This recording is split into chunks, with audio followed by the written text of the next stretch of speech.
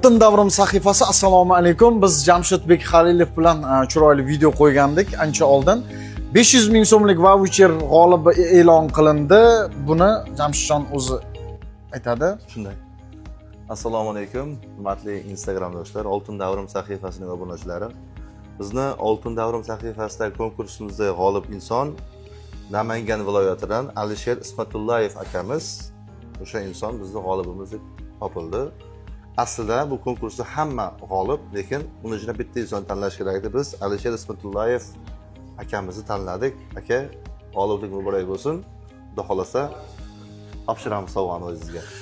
Hamma ushbu albatta videoni izohlariga do'stini belgilang. Hamma mana shu Jamshidjon yaqinlari, podpisчиктagi hamma qadrdonlari, sizlarga hammalaringga kattakon rahmat.